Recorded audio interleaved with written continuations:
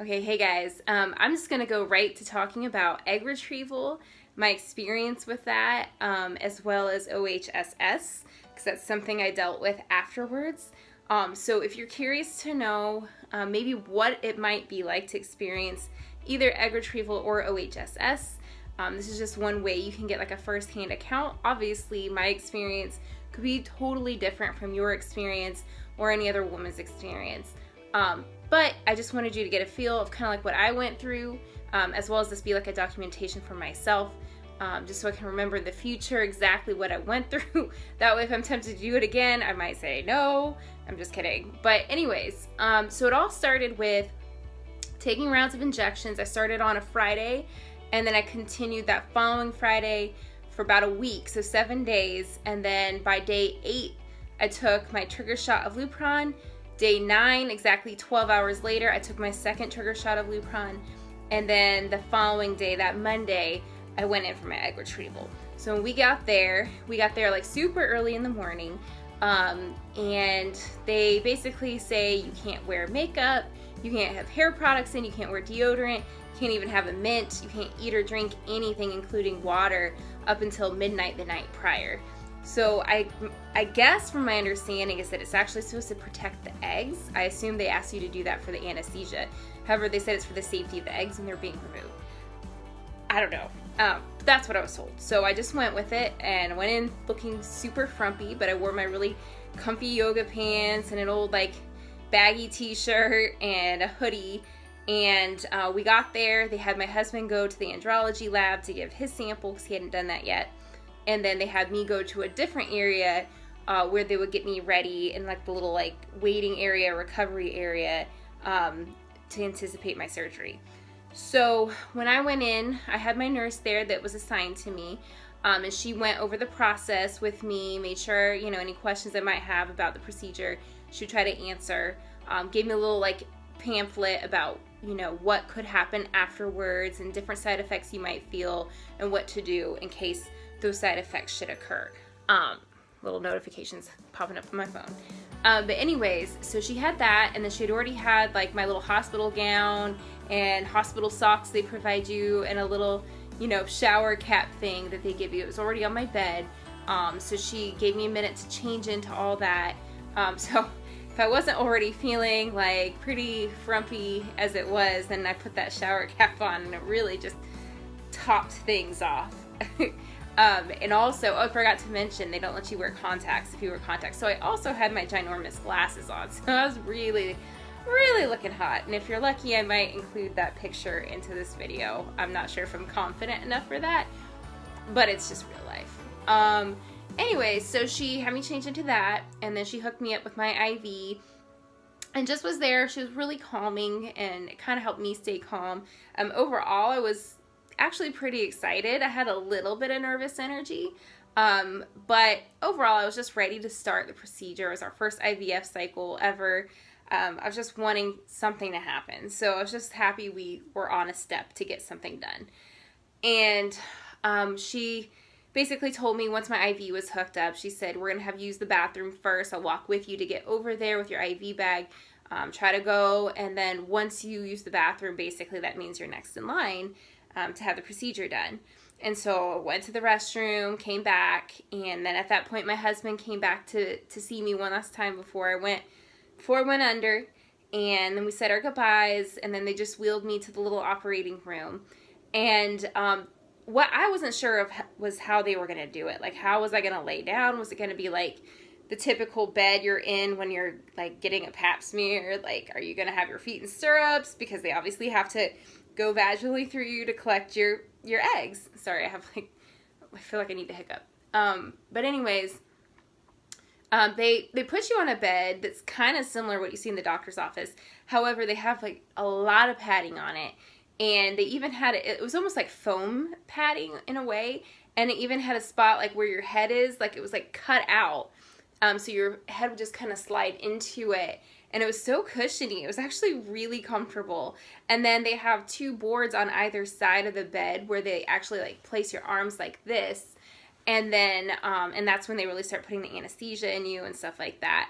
And then they also have a spot for your legs where it's not just stirrups, they're like actual, I don't know, they were devices that were kind of like stirrups, except it held your entire leg on both sides, and they were like really padded, so it like keeps your legs restrained in them so they don't fall, because I'm so afraid, like, what if my legs start falling and I'm under, and like I'm gonna mess everything up. But they make sure that's all in place, it's set there, you don't have to worry about like moving and things like that, because it holds you in place.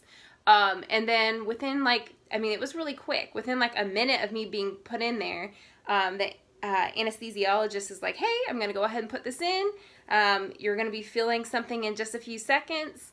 And sure enough, within a few seconds, I could like feel the wave of the anesthesia starting to hit. And I was like, oh man, you're right, I'm feeling it. And then that's the last thing I remember. I just remember everything went black. And next thing I know, I hear my nurse calling my name. And I'm back in the recovery area. So, like, I don't even remember being moved or anything. And I felt like I'd been asleep for days. It felt great. It was a really good sleep. It turns out it was only 15 or 20 minutes long, but it felt way longer than that. So I kind of wish I could have just kept sleeping. But she was there to check on me, you know, see my pain levels and all of that. And so, you know, she'll ask on a scale of 1 to 10, 1 being good, 10 being awful, you know, where are you? And at that moment, like, I felt okay. I felt a little bit of sharp pains, like, in my pelvic region. And so she immediately had already put a hot pad right over there to kind of help with that. And that felt really good. And I was like, well, you know, I'd probably say like a 4 or 5. Like, it's not terrible, but I definitely feel it. I feel really sore. And she said, okay, let me see if I can put in some pain medicine into your IV. And so I think she put fentanyl, and I might be saying that wrong. I don't take a lot of painkillers unless I have to, so I'm not too familiar with them. But I think she put fentanyl in there, and then at one point she put something else because my pain kept kind of increasing. And she finally came back after several minutes, and my husband had come back to see me and stuff. And she said, okay, what's your pain level now? Because I'm going to show you how many eggs you got. And so I was like, well, the pain's kind of getting more so than it was before. And she said, well, I could definitely understand why your pain is more. And then she took this little whiteboard she was holding, she flipped it over, and on it was the number of eggs we had received. And on it, she showed us, and it had 36. So there was 36 eggs retrieved, which is amazing and great. She's like, yeah, you definitely should be sore. That's a lot of eggs. And I knew that was a lot, but I wasn't quite like sure just how much. And I asked her, like, okay, well, what's the average? And she said, usually most women have about 12. So at 3 times as many as most women do retrieved. And so we were really fortunate in that way. But it's really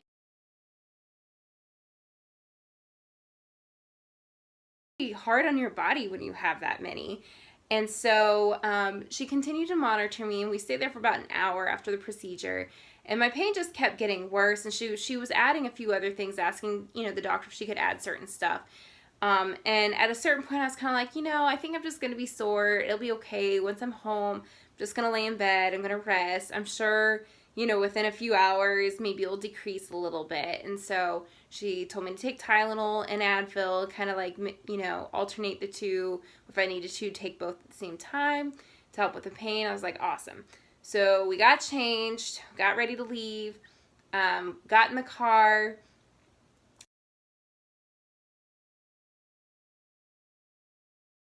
And that's when my pain really started increasing. I was on the way home. It was like an hour drive from where we live. And so, and where we live, there's like a million potholes on the road. So every time we went over a pothole or any kind of a bump, it was like you would just feel it. It made it that much more painful.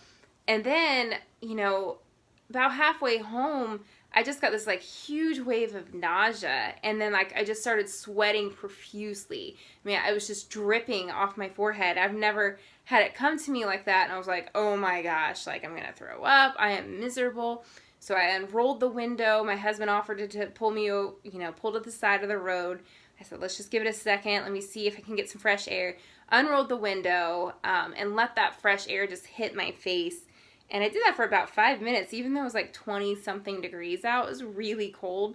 But that cold air felt really good. And after about 5 minutes of me with my eyes shut, And having that, I felt so much better. And I think it was just like the anesthesia and all the pain medications all kind of like mixing in together, or just kind of like coming out of my body, that it caused me to feel that wave of nausea so quickly. But after that, I was fine. We got home and everything was okay overall, but my pain kept increasing. And this is where we're going to start talking.